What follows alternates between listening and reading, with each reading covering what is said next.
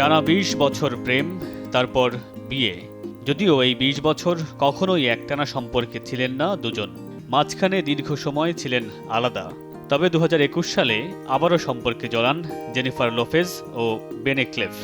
এর পরের বছর বড় আয়োজন করে বিয়ে করেন। সেই বিয়ের ২ বছর পার হতেই আবারও বিচ্ছেদের গুঞ্জন হলিউডের বহুল আলোচিত এই জুটির। বেশ কিছুদিন ধরেই শোনা যাচ্ছে বিচ্ছেদের পথে হাঁটছেন লোপেজ এবং বেন। যত দিন যাচ্ছে এই গুঞ্জন আরও জোরালো হচ্ছে। এবার শোনা যাচ্ছে অভিনেত্রী গায়িকা জেনিফার লোপেজের সঙ্গে বিচ্ছেদের আনন্দে জমকালো পার্টি দিতে চলেছেন বেন।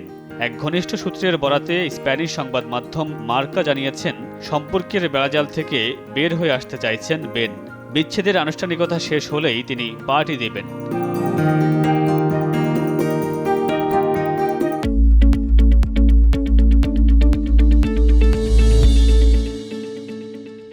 বেনের যেই বন্ধুরা তাকে কঠিন সময়ে সমর্থন দিয়েছে, এই পার্টি হলো সেই বন্ধুদের প্রতি তার কৃতজ্ঞতার প্রকাশের একটি উপায়।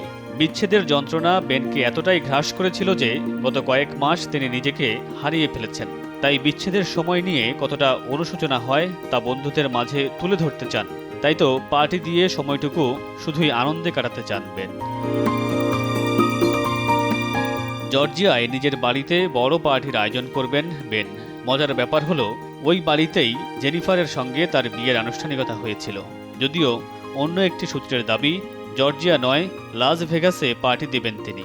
তবে যেখানেই পার্টি দেন না কেন, বিষয়টি জেনিফারের জন্য পীড়াদায়ক হবে বলেই ধারণা ভক্তদের।